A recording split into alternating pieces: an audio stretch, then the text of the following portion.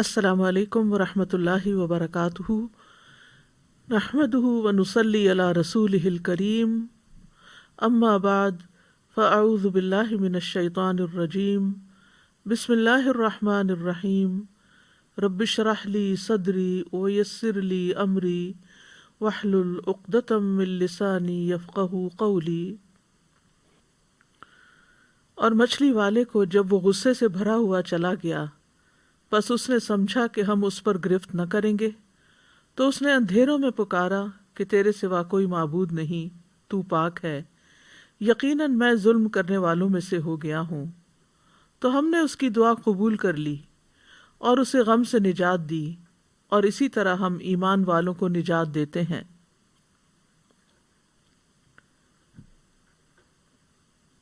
ایک مسافر جسے مشرق کی طرف سفر کرنا ہو، وہ ایک ٹرین میں سوار ہوتا ہے، مگر ٹرین چلنے کے بعد اس کو پتہ چلتا ہے کہ جس گاڑی میں وہ سوار ہے وہ تو مغرب کی طرف جا رہی ہے۔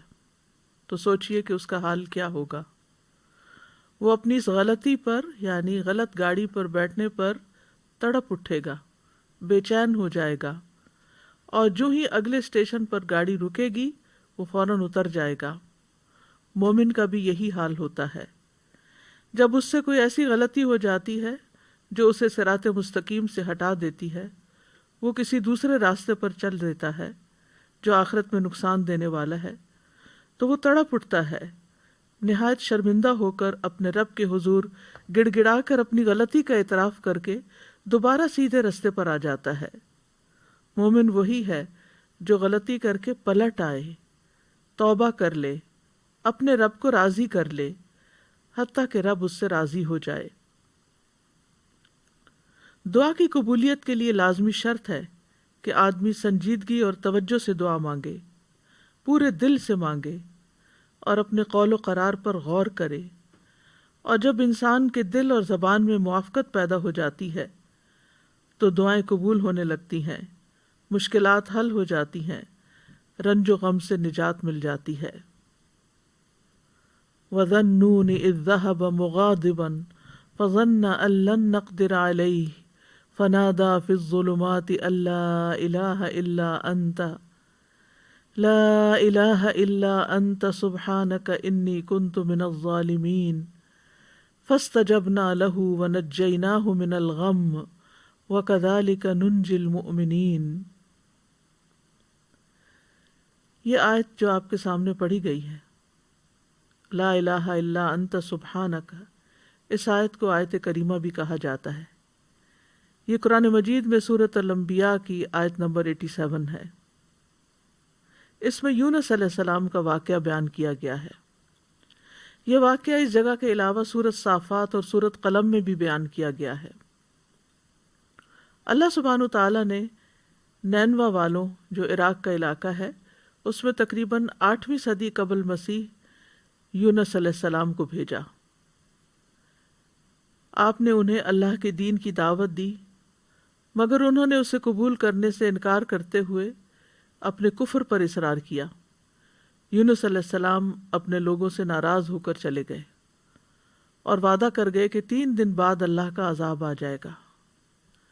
جب ان لوگوں کو یہ بات ثابت ہو گئی اور وہ سمجھ گئے کہ نبی جھوٹ نہیں بولا کرتے، تو وہ اپنے بچوں، چوپایوں، مویشیوں کو لے کر صحرا کی طرف نکل گئے۔ انہوں نے ماں اور ان کے بچوں کو الگ الگ کر دیا، اور پھر اللہ عز و جل کے حضور آہوزاری کی۔ اونٹ اور ان کے بچے بلبلانے لگے، گائیں اور ان کے بچے ڈکرانے لگے، اور بھیڑ بکریاں اور ان کے بچے ممیانے لگے، تو اللہ نے ان سے عذاب کو دور کر دیا۔ یونس علیہ السلام کی قوم سے عذاب ٹل گیا۔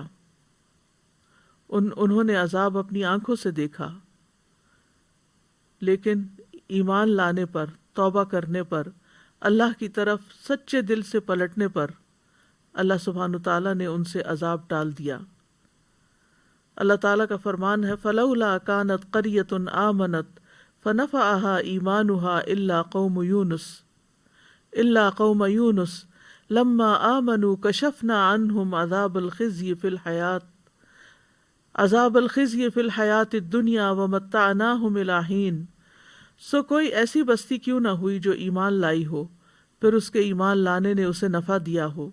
یونس کی قوم کے سوا جب وہ ایمان لے آئے تو ہم نے ان سے ذلت کا عذاب دنیا کی زندگی میں ہٹا دیا اور انہیں ایک وقت تک سامان دیا۔ جب قوم نے توبہ کر لی تو ان کا عذاب ٹل گیا۔ دوسری طرف یونس علیہ السلام کچھ دور جا کر لوگوں کے ساتھ ساحل سمندر پر ایک کشتی میں سوار ہو گئے۔ جو ہی کشتی میں سوار ہوئے کشتی ڈگمگانے لگی اور لوگوں کو غرق ہونے کا خطرہ پیدا ہو گیا۔ تو انہوں نے قرعہ اندازی کی کہ ایک آدمی کو کشتی سے نکال دیں تاکہ اس کا بوجھ ہلکا ہو جائے۔ قرعے میں یونس علیہ السلام کا نام نکلا، مگر انہوں نے آپ کو کشتی سے نکالنے سے اپنے آپ کو انکار کر دیا۔ انہوں نے دوبارہ قرعہ اندازی کی، پھر آپ ہی کا نام نکلا، حتیٰ کہ جب تیسری بار قرعہ اندازی کی گئی تو پھر بھی آپ ہی کا نام نکلا۔ اللہ سبحانہ تعالیٰ کے سلسلے میں فرمان ہے فَسَاهَمَ فَكَانَ مِنَ الْمُدْحَضِينَ، پھر وہ قرعہ میں شریک ہوا تو ہارنے والوں میں سے ہو گیا، قرعہ ان کے نام نکل آیا۔ یہ دیکھ کر یونس علیہ السلام کھڑے ہو گئے، انہوں نے کپڑے اتارے اور دریا میں چھلانگ لگا دی۔ ابن مسعود رضی اللہ عنہ کہتے ہیں کہ اللہ سبحانہ تعالیٰ نے بحر اخضر سے ایک مچھلی کو بھیجا جو دریاؤں کے پانی کو پھاڑتی ہوئی پہنچی۔ اس نے اس وقت یونس علیہ السلام کو نگل لیا جب انہوں نے کشتی سے چھلانگ لگائی تھی، یعنی جو ہی انہوں نے سمندر میں چھلانگ لگائی فوراً ہی کشتی نے ان کو ہڑپ کر لیا۔ اللہ سبحانہ تعالیٰ نے اس مچھلی کی طرف وحی نازل فرمائی تھی کہ تو نے یونس علیہ السلام کے گوشت کو نہیں کھانا، نہ ہی ہڈی کو نقصان پہنچانا ہے، کیونکہ یونس تیرے لیے رزق نہیں بلکہ تیرا پیٹ اس کے لیے محض قید خانہ ہے۔ دیگر آیات میں بھی اس واقعے کی تفسیر ملتی ہے وَإِنَّ يُونُسَ لَمِنَ الْمُرْسَلِينَ اذ ابق الى الفلك المشحون فساهم فكان من المدحضين فالتقمه الحوت وهو مليم، اور بلا شبہ یونس یقیناً رسولوں میں سے تھا۔ جب وہ بھری ہوئی کشتی کی طرف بھاگ کر گیا، پھر وہ قرعے میں شریک ہوا تو ہارنے والوں میں سے ہو گیا، پھر مچھلی نے اسے نگل لیا اس حال میں کہ وہ مستحق ملامت تھا۔ دوسری طرف ان کی قوم کے کثیر تعداد لوگوں نے ایمان قبول کر لیا۔ تو بہرحال اس آیت میں اللہ سبحانہ تعالیٰ خوبصورت انداز میں یونس علیہ السلام کا قصہ بیان کرتے ہیں۔ وَذَنُّونَ، اور نون والا، یعنی نون عربی میں کہتے ہیں حوت کو، یعنی مچھلی کو، اس کی جمع ہوتی ہے نینان اور انوان، اور ان کا نام یہ کس لیے پڑا؟ کیونکہ مچھلی نے آپ کو نگل لیا تھا، اور اس نے تو اللہ کے حکم سے ہی نگلا تھا۔ تو اللہ سبحانہ تعالیٰ نے اپنے بندے یونس علیہ السلام کو خوبصورت ذکر اور اچھی تعریف کے ساتھ یاد کیا اور کہا کہ اور مچھلی والا، یعنی یہ بھی ایک پیار کا انداز ہے۔ اذ ذهب مغاضبا، جب وہ غضبناک ہو کے نکلا، یعنی اپنی قوم سے ناراض ہو گیا۔ فظن ان لن نقدر علیہ، تو سمجھا کہ ہم اس پر قدرت نہیں رکھتے، یعنی ہم کیا اس کو سزا دینے پر قادر نہیں، پکڑنے پر قادر نہیں۔ تو انہوں نے کیا کیا؟ جب مچھلی نے نگلا، فنادا فی الظلمات، تو اندھیروں میں اپنے رب ہی کو پکارا، اپنے رب ہی کی طرف رجوع کیا۔ اور اندھیروں سے مراد رات کا اندھیرا، سمندر کا اندھیرا، مچھلی کے پیٹ کا اندھیرا تھا، یعنی اندھیرے پر اندھیرا تھا۔ اور کیا دعا مانگی؟ اللہ الہ الا انت سبحانک انی کنت من الظالمین، کہ تیرے سوا کوئی الہ نہیں، تو پاک ہے، بے شک میں ہی ظالموں میں سے ہوں۔ تو یونس علیہ السلام نے اللہ تعالیٰ کو ان کی کامل الوہیت کا اقرار کرتے ہوئے پکارا، اللہ کی ذات کو ہر نقص، ہر عیب، ہر آفت سے منزہ اور پاک قرار دیا، اور اپنے ظلم اور جرم کا اعتراف کر لیا۔ انی کنت من الظالمین کہہ کر اپنے آپ کو ظالم قرار دیا۔ ظلم جو ہے ایک انسان اور اللہ تعالیٰ کے درمیان ہوتا ہے، دوسرا انسان کا اپنے اور لوگوں کے درمیان ہوتا ہے، تیسرا انسان کا اپنے اور اپنے نفس کے درمیان ظلم کرنا ہوتا ہے۔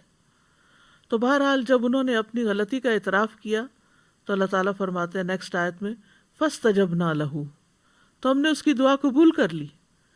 سبحان اللہ، یعنی انہوں نے جو ہی خطا کا اعتراف کیا اللہ سبحانہ تعالیٰ ان سے راضی ہو گئے. وَنَجَّيْنَاهُ مِنَ الْغَمِّ، اور ہم نے اس کو غم سے نجات دی. وَكَذَلِكَ نُنْجِي الْمُؤْمِنِينَ، اور ہم مومنوں کو اسی طرح نجات دیتے ہیں. تو یہاں دراصل مومنوں کو ایمان لانے، اس پر ثابت قدم رہنے اور اس دعا کو زیادہ سے زیادہ پڑھنے کی ترغیب دی جا رہی ہے،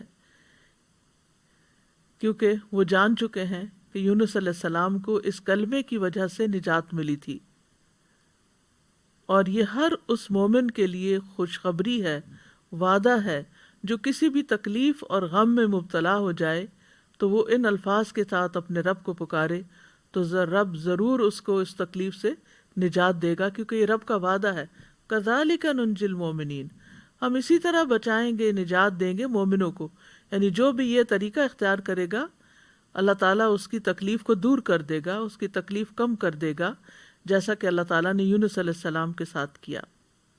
تو اس آیت میں اس بات کی دلیل ہے کہ تحلیل یعنی لا الہ الا اللہ کا پڑھنا اور تسبیح سبحانہ کا پڑھنا ہر غم کو دور کر دیتے ہیں، تکلیفوں اور پریشانیوں سے نجات دیتے ہیں. تو جو شخص اللہ کی کتاب پر ایمان لائے اس کے لیے یہی مناسب ہے کہ وہ اس دعا کو سختیوں میں اپنی پناہ گاہ بنائے اور خوشحالی میں اس کو اپنی سواری بنائے، اس وعدے پر بھروسہ کرتے ہوئے جو اللہ نے مومنوں کے ساتھ کیا ہے کہ وہ اس دعا کے پڑھنے والے کو قبولیت میں یونس علیہ السلام کے ساتھ ملا دیں گے. یعنی جیسے ان کو نجات ملی انہیں بھی مل جائے گی. یونس علیہ السلام سے ایک خطا ضرور ہوئی، لیکن انہوں نے اس کا اعتراف کیا تو اللہ سبحانہ تعالیٰ نے ان کو دوبارہ چن لیا. اس لیے کسی شخص کے لیے یہ کہنا جائز نہیں، نبی صلی اللہ علیہ وسلم نے فرمایا کسی شخص کے لیے یہ کہنا جائز نہیں کہ میں یونس بن متیٰ سے بہتر ہوں، کہ میں نے وہ غلطی نہیں کی جو ان سے ہو گئی تھی. تو یہ یونس علیہ السلام کی دعا ہے، لا الہ الا انت سبحانک انی کنت من الظالمین. نبی صلی اللہ علیہ وسلم نے فرمایا ذوالنون کی دعا جب وہ مچھلی کے پیٹ میں تھے، یعنی لا الہ الا انت سبحانک انی کنت من الظالمین، جب بھی کوئی مسلمان کسی معاملے میں ان الفاظ کے ساتھ اپنے رب سے دعا کرے وہ دعا اس کے لیے ضرور قبول ہوگی. یعنی یہ دعا کی قبولیت کا ذریعہ بھی ہے.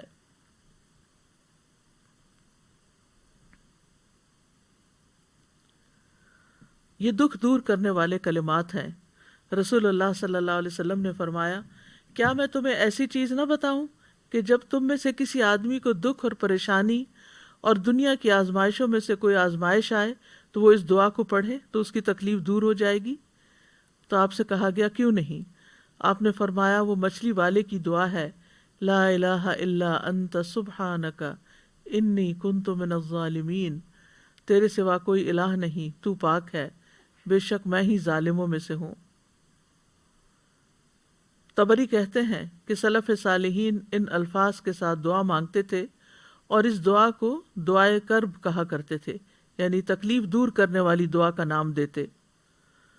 اور لا الہ الا اللہ جو ہے یہ افضل ترین ذکر ہے، اس کے ذریعے بھی بندے کو پریشانیوں اور غموں سے چھٹکارا ملتا ہے. یہاں پر ہم دیکھتے ہیں کہ یونس علیہ السلام کچھ مانگ نہیں رہے، صرف اللہ کی تعریف کر رہے ہیں اور اپنی خطا کا اعتراف کر رہے ہیں. تو یاد رکھیے اہل علم کہتے ہیں کہ دعا کی دو قسمیں ہوتی ہیں، ایک دعائے ثنا اور دوسری دعائے طلب.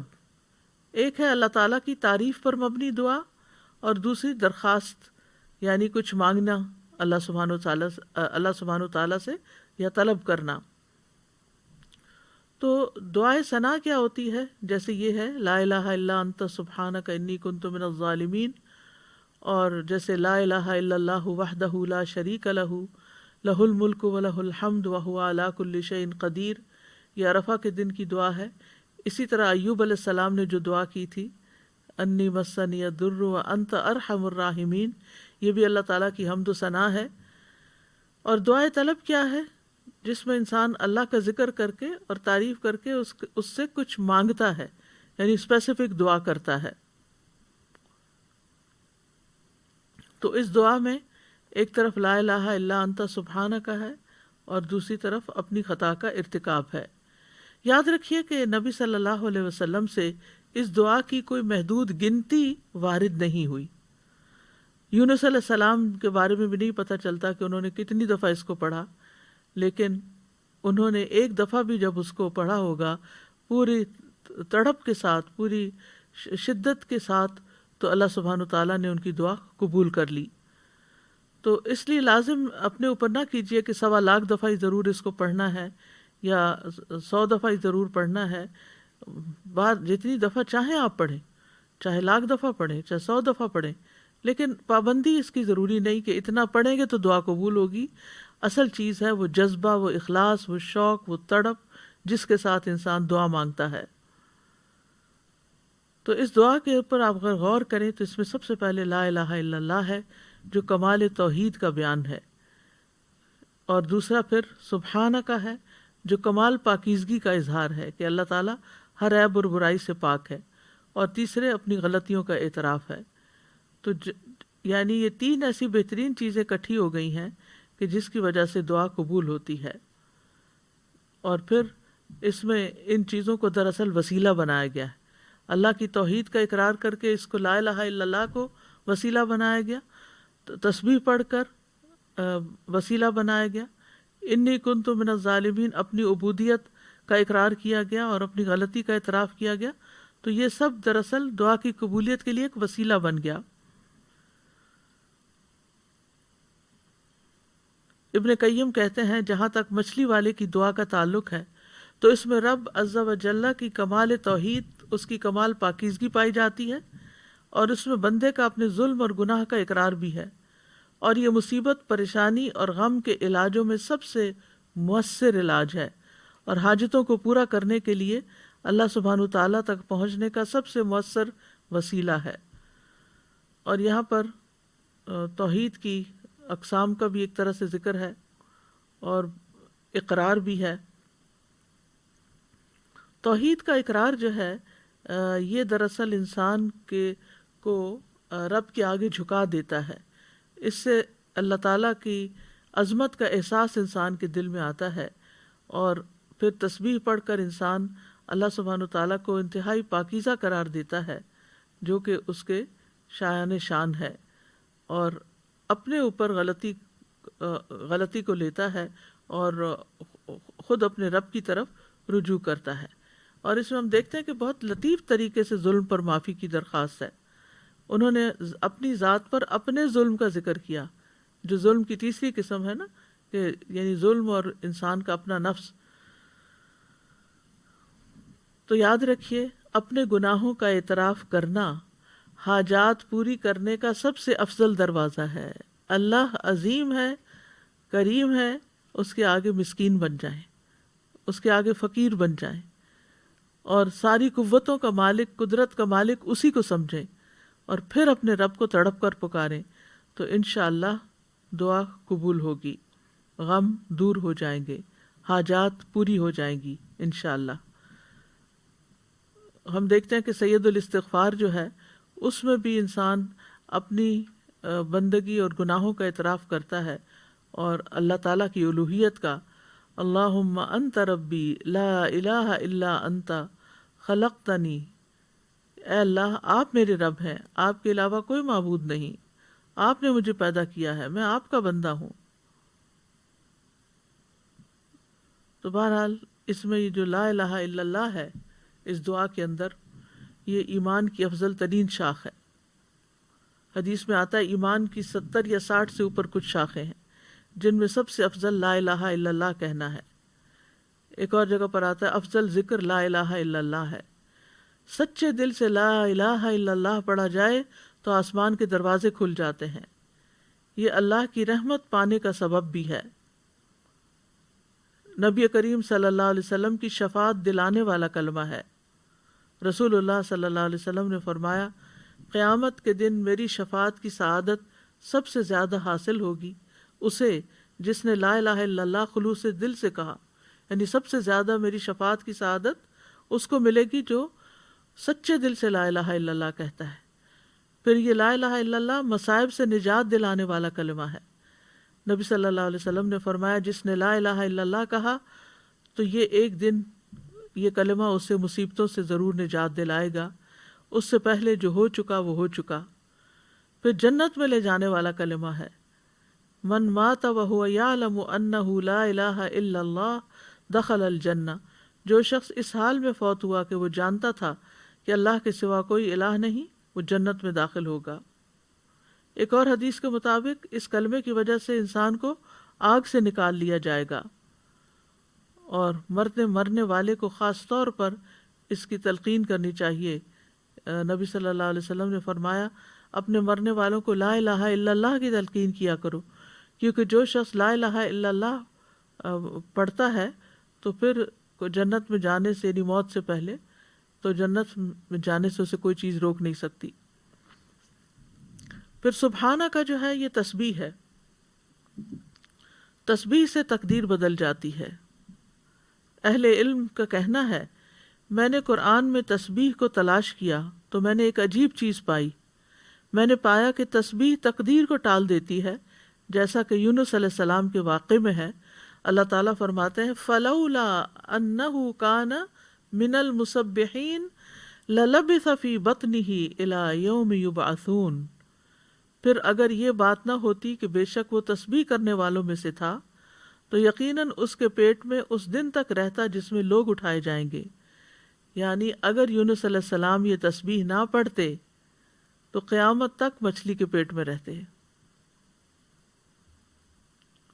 تو اس سے پتہ چلتا ہے کہ تسبیح کا مقام بہت عظیم ہے اور اتنا مؤثر اور اس درجے تک پہنچا ہوا ہے کہ اللہ تعالیٰ نے اس کی وجہ سے تقدیر کو تبدیل کر دیا، جیسا کہ یونس علیہ السلام کے اس واقعے میں ہم دیکھ رہے ہیں۔ داؤد علیہ السلام کے ساتھ پہاڑ اور پرندے بھی تسبیح کرتے تھے، ان کے ساتھ ساتھ دہراتے تھے۔ سورۃ الانبیاء میں آتا ہے وَسَخَّرْنَا مَعَ دَاوُودَ الْجِبَالَ وَيُسَبِّحْنَ وَالطَّيْرَ، ہم نے داؤد کے ساتھ پہاڑوں کو مسخر کر دیا جو تسبیح کرتے تھے۔ تمام مخلوقات تسبیحات کرتی ہیں، یعنی زمین آسمان کی۔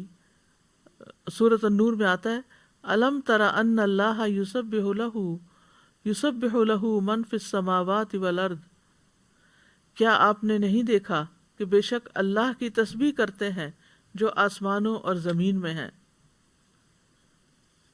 انبیاء علیہ السلام نے، جیسے زکریا علیہ السلام کے بارے میں آتا ہے کہ انہوں نے اپنی قوم کو بھی تسبیح کی تلقین کی، انسبحوہ بکرۃ و عشیٰ،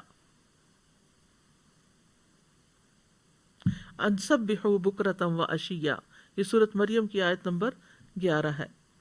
موسیٰ علیہ السلام کی دعا میں بھی ہم دیکھتے ہیں، وہ کہتے ہیں وَاجْعَل لِّي وَزِيرًا مِّنْ أَهْلِي هَارُونَ أَخِي أُشْدُدْ بِهِ أَزْرِي وَأَشْرِكْهُ فِي أَمْرِي كَيْ نُسَبِّحَكَ كَثِيرًا وَنَذْكُرَكَ كَثِيرًا، اور میرے لیے میرے گھر والوں میں سے ایک بوجھ ہٹانے والا بنا دے، ہارون کو جو میرا بھائی ہے، اس کے ساتھ میری پشت مضبوط کر دے اور اسے میرے کام میں شریک کر دے تاکہ ہم تیری بہت زیادہ تسبیح کریں، یعنی مل کے تیری تسبیح کریں۔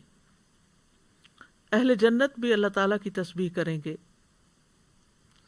ان کے بارے میں جنت والوں کا تذکرہ کرتے ہوئے اللہ تعالیٰ فرماتے ہیں دعواہم فیہا سبحانک اللہم وتحیتہم فیہا سلام، ان کی دعا ان میں یہ ہوگی پاک ہے تو اے اللہ، اور ان کی آپس کی بات ان باغات میں سلام ہوگی، یعنی جہاں سے جو گزرے گا دیکھے گا ایک دوسرے کو ملے گا تو سلام کرے گا۔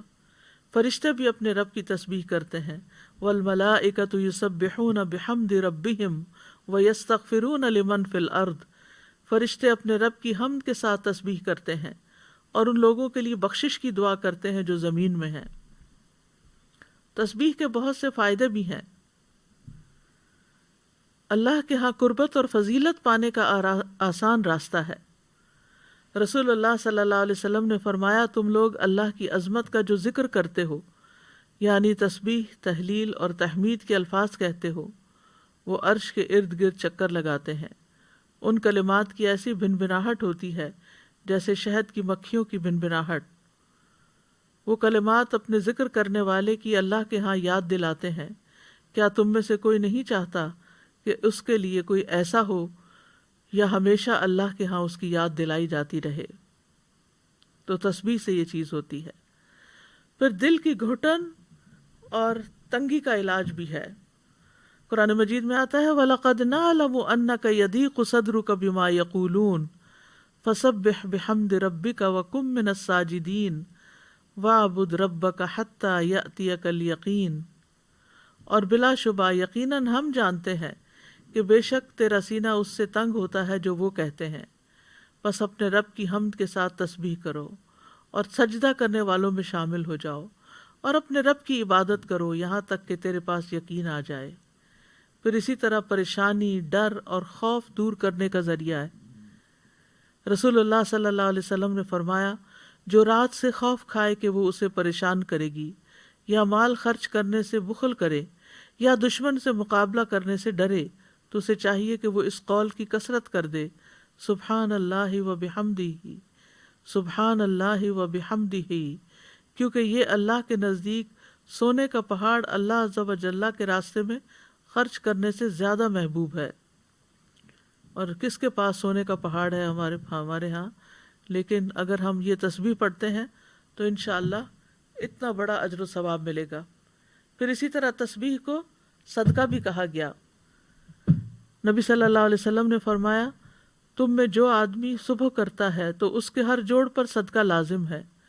تو ہر مرتبہ سبحان اللہ کہنا صدقہ ہے، ہر مرتبہ الحمدللہ کہنا صدقہ ہے، اور ہر مرتبہ لا الہ الا اللہ کہنا صدقہ ہے، ہر مرتبہ اللہ اکبر کہنا صدقہ ہے، نیکی کا حکم دینا صدقہ ہے، اور برائی سے روکنا بھی صدقہ ہے. تو اس طرح انسان کے 360 جوڑوں کے صدقات ان تسبیحات سے بھی ادا ہو جاتے ہیں. پھر اسی طرح سبحان اللہ کے ذریعے نیکیاں ملتی ہیں، گناہوں کا گناہ مٹ جاتے ہیں. سعد رضی اللہ عنہ کہتے ہیں ہم رسول اللہ صلی اللہ علیہ وسلم کے پاس تھے تو آپ نے فرمایا کیا تم میں سے کوئی ہر دن 1000 نیکیاں کمانے سے عاجز ہے؟ آپ کے پاس بیٹھے لوگوں میں سے کسی نے پوچھا ہم میں کوئی آدمی 1000 نیکیاں کیسے کما سکتا ہے؟ آپ نے فرمایا جو آدمی 100 مرتبہ سبحان اللہ پڑھتا ہے اس کے لیے 1000 نیکیاں لکھی جاتی ہیں یا اس کی 1000 خطائیں مٹا دی جاتی ہیں. پھر اسی طرح رسول اللہ صلی اللہ علیہ وسلم نے فرمایا جو شخص سبحان اللہ و بحمدہ ایک دن میں 100 بار کہے تو اس کے گناہ معاف کر دیے جاتے ہیں اگرچہ وہ سمندر کی جھاگ کے برابر ہی کیوں نہ ہو. یہ صحیح مسلم کی روایت ہے. ایک بار تسبیح پڑھنے سے زمین و آسمان بھر جاتے ہیں. آپ صلی اللہ علیہ وسلم نے یہ بھی فرمایا کہ جس نے سورج طلوع ہونے اور اس کے قریب ہونے اور اس کے غروب ہونے سے قبل 100 بار سبحان اللہ کہا تو یہ 100 اونٹوں سے بہتر ہے. سورج طلوع ہونے اور اس کے غروب ہونے سے قبل 100 بار سبحان اللہ پڑھنا. پھر بات ہوتی ہے انی کنت من الظالمین پر کہ بے شک میں ظالم ہوں، میں ظالموں میں سے ہوں، یعنی اپنے گناہوں کا اعتراف. تو یاد رکھیے جو شخص توبہ کرتا ہے اللہ تعالیٰ اس سے محبت کرتا ہے، جو اپنے گناہوں کا اعتراف کرتا ہے اللہ تعالیٰ اس سے خوش ہوتا ہے. قرآن مجید میں آتا ہے ان اللہ یحب التوابین ویحب المتطہرین، بے شک اللہ توبہ کرنے والوں اور پاک رہنے والوں سے محبت کرتا ہے. ایک اور جگہ پر آتا ہے رسول اللہ صلی اللہ علیہ وسلم نے فرمایا اللہ تم میں سے کسی کی توبہ پر اس سے زیادہ خوش نہیں ہوتا جتنا تم میں سے کوئی اپنی گمشدہ سواری کو پا لینے کے وقت خوش ہوتا ہے. یعنی جس طرح تمہیں کھوئی ہوئی سواری اپنی مل جائے جنگل صحرا میں تو تم خوش ہو جاؤ گے کہ اب تمہاری زندگی کے بچنے کا سامان مل گیا، تو اسی طرح اللہ تعالیٰ اس سے بھی زیادہ خوش ہوتے ہیں جب کوئی شخص توبہ کرتا ہے. پھر توبہ کرنے سے انسان کے گناہ معاف ہو جاتے ہیں. نبی صلی اللہ علیہ وسلم نے فرمایا اگر تم اتنے گناہ کرو کہ تمہارے گناہ آسمان تک پہنچ جائیں پھر تم توبہ کرو تو اللہ تعالیٰ تمہیں معاف کر دے گا.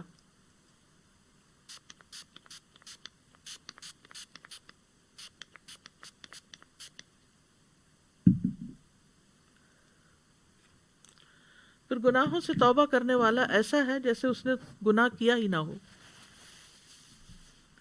استغفار اور توبہ گناہوں کا علاج ہے۔ تو اس دعا سے کیا فائدے ہمیں حاصل ہوئے؟ اس دعا میں جامع آداب بھی ہیں اور پاکیزہ کلمات بھی ہیں، اور ان کے بہت زیادہ فائدے بھی ہیں۔ کبھی کسی سے براہ راست کچھ مانگنے کی بجائے اشارتاً بات کی جائے تو اس کا بھی جواز ملتا ہے، جیسے اس دعا کے اندر اشارتاً بات کی گئی ہے، ڈائریکٹ دعا نہیں کی گئی۔ پھر یہ کہ کچھ اللہ سبحانہ وتعالیٰ سے مانگتے ہوئے دعا کے آداب اور قبولیت کے اسباب کو بھی ملحوظ رکھنا چاہیے، اور وہ اس دعا میں جمع ہو گئے ہیں۔ یعنی بندہ اپنی دعاؤں میں اپنی پریشانی، اپنے غموں اور مصیبتوں کے وقت اس دعا کو کثرت سے اختیار کر لے۔ دعا میں اللہ کی توحید کا ذکر کیا جائے۔ تسبیح تکلیفوں اور پریشانیوں سے نجات کا سبب ہے۔ توحید، ایمان اور گناہوں کا اعتراف دنیا اور آخرت کی ہلاکتوں سے بچانے والا ہے۔ گناہ نعمتوں کے زوال اور عذاب کے حصول کا سبب ہے، یعنی نعمتوں کے زائل ہونے اور عذابوں کے حاصل ہونے کا، مصیبتوں کے آنے کا سب سے بڑا جو سبب ہے وہ انسان کے اپنے ہی گناہ ہیں۔ اللہ سبحانہ و تعالیٰ سے حسن ظن رکھنا چاہیے، باوجود اس کے کہ وہ نبی تھے، ان کا بڑا مقام تھا، لیکن انہیں جن حالات سے واسطہ پیش آیا تو انہوں نے اپنے آپ کو قصوروار قرار دیا، اللہ تعالیٰ کو بلیم نہیں کیا یا کسی اور کو نہیں کیا۔ پھر یہ ہے کہ انسان یہ یاد رکھے کہ اس کے اوپر جو مصیبت آتی ہے وہ انسان کی اپنی کوتاہی کی وجہ سے آتی ہے۔ اللہ سبحانہ و تعالیٰ تو ہر نقص اور عیب سے پاک ہے۔ پھر اسی طرح اس دعا سے یہ بھی پتہ چلتا ہے کہ مخلوقات خواہ کوئی بھی مقام اور مرتبہ حاصل کر لیں، وہ اللہ ہی کی محتاج ہیں۔ مخلوقات میں سب سے زیادہ بڑے درجے اور رتبے والے انبیاء ہوتے ہیں، لیکن وہ بھی اللہ کے بندے ہوتے ہیں۔ تو اس لیے کسی بھی مشکل پریشانی کے وقت انسانوں کی طرف نہیں بھاگیں، بلکہ اللہ کی طرف دوڑیں۔ یہ دعا جو ہے وہ خاص طور پر رنج و غم دور کرنے کی دعا ہے۔ پہلی بات تو یہ یاد رکھنی چاہیے کہ انسان کمزور ہے، انسان کمزور پیدا کیا گیا، وَخُلِقَ الْإِنسَانُ ضَعِيفًا۔ اس کو تکبر زیب بھی نہیں دیتا کہ وہ جھوٹ موٹ بڑا بن کے رہے۔ انسان اللہ کا محتاج ہے۔ یا ایھا الناس انتم الفقراء الی اللہ واللہ هو الغنی الحمید۔ انسان کا اللہ کے سوا کوئی مددگار نہیں۔ وما لکم من دون اللہ من ولی ولا نصیر۔ تمہارے لیے اللہ کے سوا نہ کوئی دوست ہے نہ کوئی مددگار۔ پھر یہ کہ وَلِلَّهِ مُلْكُ السَّمَاوَاتِ وَالْأَرْضِ وَاللَّهُ عَلَى كُلِّ شَيْءٍ قَدِيرٌ۔ سورۃ آل عمران میں اللہ تعالیٰ فرماتے ہیں کہ اللہ آسمان و زمین کا مالک ہے، یعنی آسمان اور زمین یہ اللہ ہی کی ملکیت ہے، اور اللہ ہر چیز پر پوری قدرت رکھتا ہے۔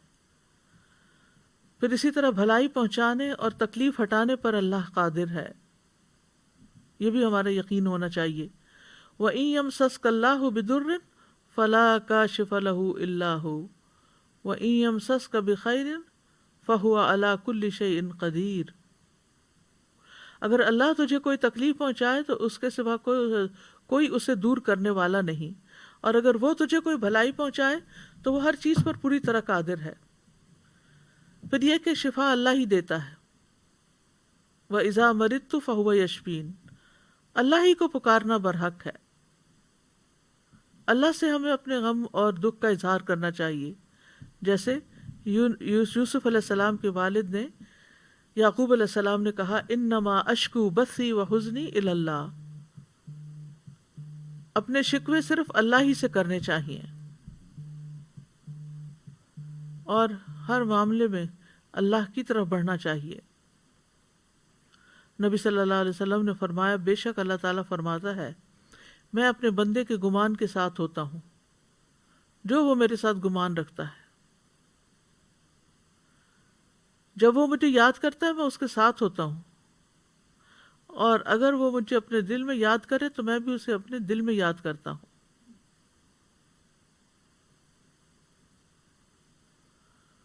اگر وہ مجھے بھری محفل میں یاد کرے تو میں اسے اس سے بہتر محفل میں یاد کرتا ہوں۔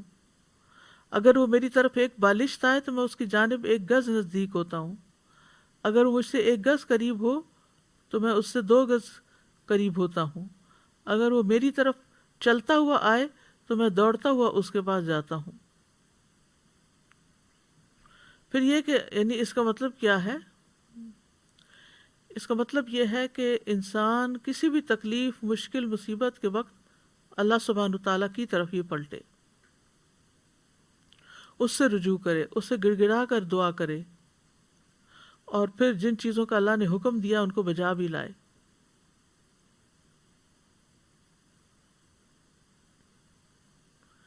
ہمیشہ اللہ سے اچھا گمان رکھنا چاہیے، ہر حال میں اللہ سے راضی رہنا چاہیے۔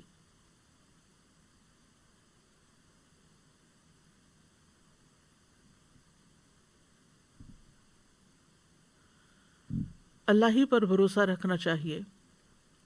دوسرا یہ کہ دنیا کی فکر چھوڑ کر آخرت کی فکر کرنی چاہیے۔ نبی صلی اللہ علیہ وسلم نے فرمایا، جو اپنے غموں کو ایک ہی غم بنا لے، یعنی آخرت کا غم، تو اللہ دنیا کے غموں سے اسے کفایت کرے گا۔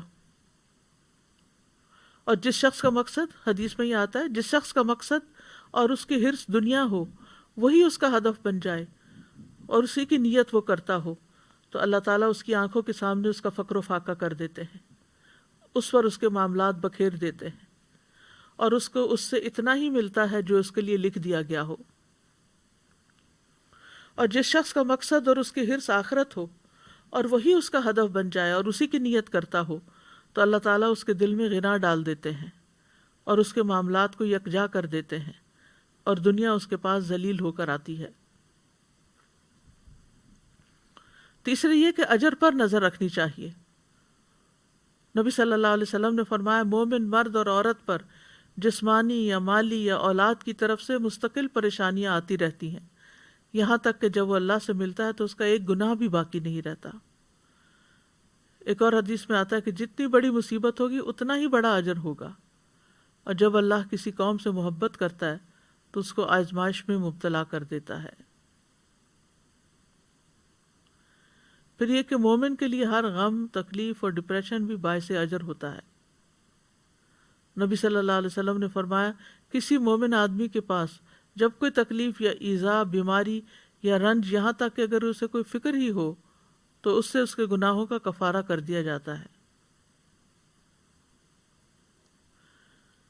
پھر اسی طرح آپ نے فرمایا کہ مسلمان کو جو بھی تکلیف پہنچتی ہے تو وہ اس کے گناہوں کا کفارہ ہو جاتی ہے، یہاں تک کہ چوٹ بھی اسے لگتی ہے، یا اسے کوئی کانٹا بھی چبھتا ہے، یا اس کو کوئی کانٹا بھی چبھتا ہے تو وہ بھی اس کے گناہوں کا کفارہ ہو جاتا ہے۔ چوتھی بات ہے، مثبت مشغولیت اپنائی جائے، اچھے کام میں مصروف ہوں۔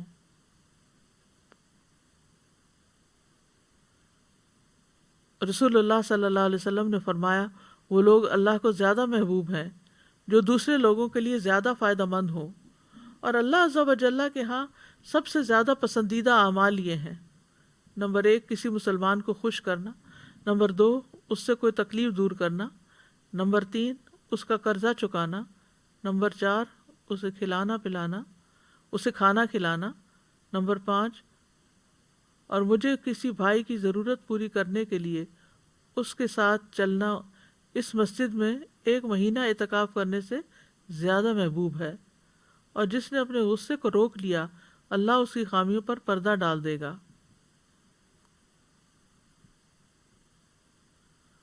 پھر دوسروں کی پریشانیاں حل کرنے سے انسان کی اپنی پریشانیاں دور ہوتی ہیں۔ حدیث میں آتا ہے، جو اپنے بھائی کی مدد میں لگا رہتا ہے اللہ اس کی مدد میں لگ جاتا ہے۔ 5ویں چیز ہے کثرت سے اللہ کا ذکر کرنا۔ کیونکہ اللہ کے ذکر سے دلوں کو اطمینان ملتا ہے، غم دکھ پریشانیاں دور ہوتی ہیں۔ اللہ کا ذکر زندگی دیتا ہے، ذکر سے قوت ملتی ہے۔ اللہ کا ذکر پریشانی سے نجات کا باعث بنتا ہے، شیطانی حملوں سے بچاؤ کا مضبوط قلعہ ہے۔ ذکر کے کچھ فائدے امام ابن قیم نے اپنی کتاب الوابل الصیب میں کیے ہیں۔ نمبر 1، یہ شیطان کو بھگا دیتا ہے، اس کا قلع کما کرتا ہے، اس کی قوت کو توڑ دیتا ہے۔ نمبر 2، یہ رحمان عز و جل کو راضی کرتا ہے۔ نمبر 3، یہ دل سے غم اور پریشانی کو دور کرتا ہے۔ نمبر 4، یہ دل کے لیے فرحت، مسرت اور خوشی کھینچ لاتا ہے۔ نمبر 5، یہ دل اور جسم کو طاقت بخشتا ہے۔ نمبر 6، یہ دل اور چہرے کو منور کرتا ہے۔ نمبر 7، یہ رزق کو کھینچ لاتا ہے۔ نمبر 8، یہ ذکر کرنے والے کو روب، حلاوت اور تازگی کا لباس پہناتا ہے۔ یہ ذکر کرنے والے کو روب، حلاوت اور تازگی کا لباس پہناتا ہے۔ تو یہ ہے کچھ فائدے جو انہوں نے مشاہدات سے اخذ کیے ہیں۔ اس سے یہ پتہ چلتا ہے کہ پریشانیوں میں انسان کو اللہ ہی کی طرف رجوع کر کے اللہ ہی کے ذکر کی کثرت کرنی چاہیے، اور پھر نماز سے بھی مدد حاصل کی جائے، کیونکہ نماز سے مدد لینے سے خوف اور غم دور ہو جاتے ہیں۔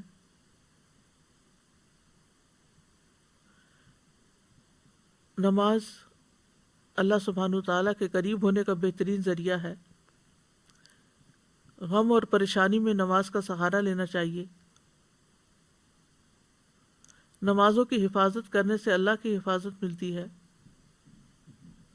خصوصاً فجر کی نماز کی حفاظت کرنے والا اللہ کی حفاظت میں ہوتا ہے۔ چاشت کی 4 رکعت پڑھنا دن بھر کے لیے کافی ہو جاتی ہیں۔ 7ویں چیز، اس سے بڑی مصیبت کو یاد کرنا، یعنی جب کوئی مصیبت آئے تو سوچیں کہ اس سے بڑی بھی آ سکتی تھی، تو دل میں شکر پیدا ہوگا، اور جو شکر ادا کرتا ہے اللہ تعالیٰ اس کی نعمت کو محفوظ رکھتے ہیں اور اس کو اس سے بھی بہتر عطا کرتے ہیں۔ پھر یہ کہ اپنے سے نیچے والوں کو دیکھا جائے، انبیاء کی آزمائشوں تکلیفوں کے بارے میں جانا جائے، تاکہ ہمیں اپنی تکلیفیں بہت بڑی نہ لگیں۔